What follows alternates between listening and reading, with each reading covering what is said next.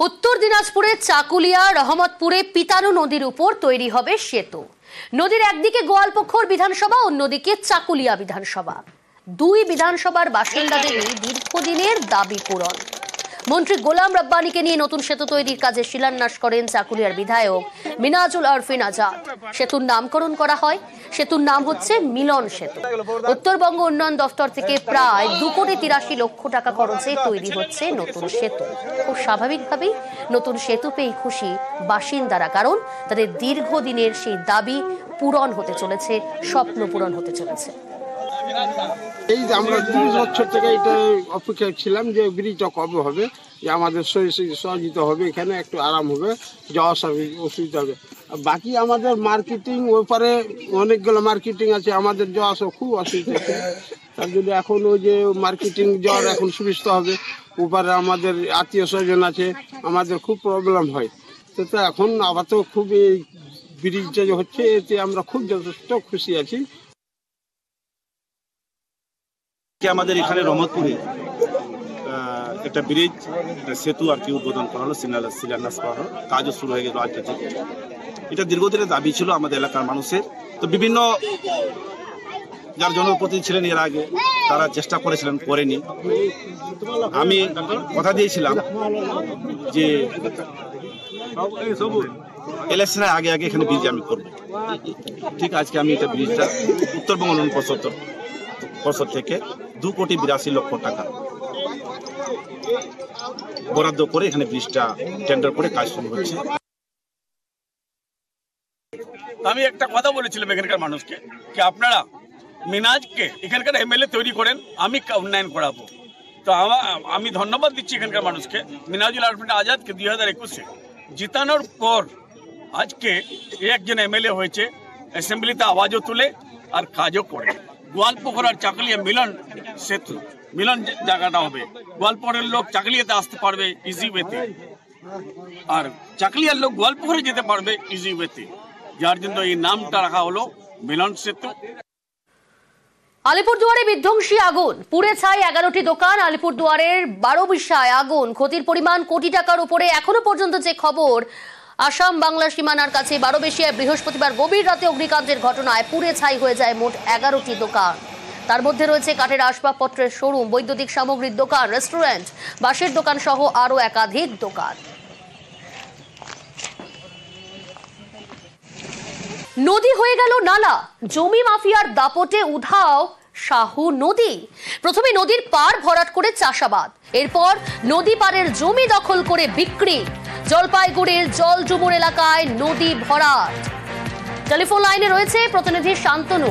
শান্তনু, ঠিক কি অভিযোগ, আর যে অভিযোগ সামনে আসছে তার পরিপ্রেক্ষিতে প্রশাসনের কি ব্যবস্থা? দেখো, গত কয়েক বছর ধরে কিন্তু প্রবণতা শুরু হয়েছে, তার ফলে কিন্তু অস্তিত্ব হারাতে হয়েছে এই শাহু নদী। একসময় প্রাচীন নদী চিকিৎসা করোনা গড়ঘাটার মতন একাধিক নদীর সঙ্গে তুলনা করা হতো শাহু নদী, কিন্তু বর্তমানে যা পরিস্থিতি দাঁড়িয়েছে, ছোট নালাতে পরিণত হয়েছে গোটা একটা আস্ত নদী। এর পেছনে যে চক্রান্ত রয়েছে তার ভূমি মাফিয়াদের উপরে অভিযোগ। যেহেতু এলাকার শিলিগুড়ি সংলগ্ন, সেই শিলিগুড়ি সংলগ্ন এলাকার কিছু জমি মাফিয়া নজর পড়েছে এই নদী, স্থানীয় শ্রমিকদের অভিযোগ। তাদের বক্তব্য, নদীর বাঁধ প্রতি বছর ভরাট করা হচ্ছে এবং নদীর বাঁধে চাষাবাদ করা হচ্ছে, এবং চাষাবাদের পর সেই নদী যে সমস্ত জমি মাফিয়ারা এই নদী, এই পুকুর বা নদী যে নালা ভরাট করা হচ্ছে, নদী হচ্ছে নালা, এই নদীকে নালা করলো, তাদের বিরুদ্ধে কি ব্যবস্থা নিল প্রশাসন? দেখো, স্থানীয় কিন্তু এক সপ্তাহ পর শুরু করেছেন, তারা স্থানীয় প্রশাসনের নজরে বিষয়টি এনেছেন। বিষয়টি নজরে গেছে স্থানীয় বিধায়ক বলছেন যে এটা অত্যন্ত গুরুতর অপরাধ এবং এর বিরুদ্ধে প্রয়োজনীয় পদক্ষেপ করা হবে। কারণ ইতিমধ্যে বিষয়টি নজরে পড়েছে বিভিন্ন পরিবেশপ্রেমী সংগঠন, তারা স্থানীয়দের সঙ্গে একত্রিত হয়ে আন্দোলনের কথা ভাবছেন এবং প্রশাসনকে দিয়ে যাতে নদীটাকে আমার পুরোনায় নদীর অবস্থা ফিরিয়ে আনা যায় সেই চেষ্টা চালানো হবে। ইতিমধ্যে বিষয়টি বিধায়কের নজরে এসছে, প্রশাসন এলেও এতদিন কাজ করছিল না বলে অভিযোগ। বিষয়টি এখন পরবর্তী কি পদক্ষেপ হয় সেটাই এখন দেখা। বেশ, নদী হয়ে গেল নালা, দেখছেন সেই ছবি। জমি মাফিয়ার দাপটে উধাও শাহু নদী। প্রথমে নদীর পার ভরাট করে চাষাবাদ, এরপর নদী পারের জমি দখল করে বিক্রি। জলপাইগুড়ির জলডুমুর এলাকায় নদী ভরাটে সক্রিয় শিলিগুড়ির জমি মাফিয়া। নদীর পরিণতিতে উদ্বিগ্ন জেলার পরিবেশবিদরা। অভিযোগ খতিয়ে দেখেই পদক্ষেপের আশ্বাস দিয়েছেন স্থানীয় বিধায়ক। শিলিগুড়ির অবৈধ লোক এসে পুরা দখল করে নিচ্ছে। হ্যাঁ পুরাটাই এটা পুরাটাই দখল হয়ে গেছে। অসুবিধা কার হচ্ছে তাহলে? আমাদের হচ্ছে, সাধারণ পাবলিকের হচ্ছে। কি চাচ্ছ তাহলে? কি করা একটা দরকার? প্রতিবাদ চাচ্ছি। প্রশাসন জানে এই যে এখানে প্রশাসন আসে দেখে চলে যাচ্ছে, কিছু বলে না। না এইভাবে যে নদী আটকায় যে চাষ করছে এটাতে অসুবিধা হয় না? হ্যাঁ অনেক রকমের অসুবিধা হচ্ছে আমাদের। নদীতে অনেক কিছু জিনিস থাকতো, আগে মাছ থাকতো, এখন তো এখন chemical কিচ্ছুই use নাই। করা পাওয়া যাচ্ছে না। না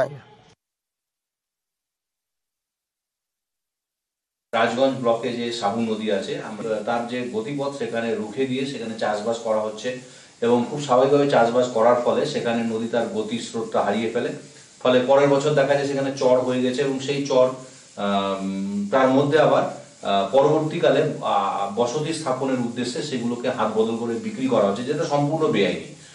তাদের বিরুদ্ধে কঠোর থেকে কঠোরতম ব্যবস্থা নেওয়া দরকার এবং জনমানুষেও সচেতনতা বৃদ্ধি করা দরকার। নদীকে বাঁচিয়ে রেখেই আমাদের সভ্যতার বিকাশ করতে হবে, নদীকে ভালো রাখতে হবে।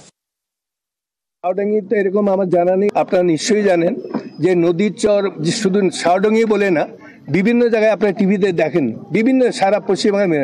এটাই কিন্তু প্রশাসন কোনো মতেই বরদাস্ত করবে না এবং এই এলাকার বিধায়ক যেহেতু আমি, আপনার কাছে আমি শুনলাম, তদন্ত করে দেখব, যদি অন্যায় হয়ে থাকে এটা কোনো মতেই বরদাস্ত করা হবে না, আইন মোতাবেক ব্যবস্থা করা হবে। বারাসাতের একটি ঘটনা বলি। পা নষ্ট হয়ে গেলেও প্রাণে বেঁচে গেল এক ব্যক্তি। হ্যাঁ, বারাসাতে ট্রাফিক পুলিশদের ঘিরে বিক্ষোভ দেখালো এলাকাবাসীরা। কিন্তু কেন, কি হয়েছে, আরো বিস্তারিত জানাবে জিয়াউল রয়েছে আমার সঙ্গে। জিয়াউল, দেখো, বারাসাতে হাটখোলা মোড় ওখানে এক ব্যক্তি রাস্তা পার হওয়ার সময় একটি বাস ধাক্কা মারে এবং তারপরে সেই পা কিন্তু আটকে যায় বাসের চাকায়। তারপরে সেই চালক এবং খালাসি কন্ট্রাক্টর তাকে ফেলে রেখে, সেই অবস্থায় রাস্তার উপরে ফেলে রেখে তারা পালিয়ে যায়। তারপর এলাকার মানুষ খবর দেয় পুলিশকে, পুলিশ এসে সেই ব্যক্তিকে উদ্ধার করে হাসপাতালে ভর্তি করে। কিন্তু এলাকার মানুষের দাবি, দীর্ঘদিন ধরে এলাকায় ট্রাফিক পুলিশের কথা বলা হলেও কোনো রকম ভাবে তারা কর্ণপাত করেন না এবং প্রতিনিয়ত ঘটছে। হাটখোলা মোড়ে খুব গুরুত্বপূর্ণ একটি যশোর রোডের উপরে হাটখোলা মোড়, সেখানে প্রতিদিন অ্যাক্সিডেন্ট হয়, প্রতিনিয়ত অ্যাক্সিডেন্ট হয়। বারংবার পুলিশকে বলে কোনো কাজ না হয়। যখন এই অ্যাক্সিডেন্ট হওয়ার পরে ট্রাফিক পুলিশ সেখানে আসে এবং পুলিশকে ঘিরে ধরে বিক্ষোভ দেখে। এলাকার মানুষের একটাই দাবি, খুব গুরুত্বপূর্ণ রাস্তা, কিন্তু কেন কোনো ট্রাফিক গার্ডের কোনো ব্যবস্থা নেই এবং তার জন্য ট্রাফিকের পুলিশকে ঘিরে ধরে বিক্ষোভ দেখে এলাকার মানুষজন। পরবর্তীকালে পুলিশ আসতে আসে, সেখান থেকে সেই ব্যক্তিকে উদ্ধার করে এবং বাসটিকে আটক করে থানায় নিয়ে যায়। বেশ, যারা সিভিক থাকে না, 3 জন 4 জন, তাদের কাউকে দেখা যায় না। তারা হয় মিষ্টি দোকানের সামনে আর তা না হলে চায়ের দোকানের সামনে। এরকম ব্যস্ত রাস্তা, এখানে হাজার হাজার মানুষ বের হয় এই গলিতে। এরকম ভাবে যদি ইট ইজ দ্য ফ্যাক্ট।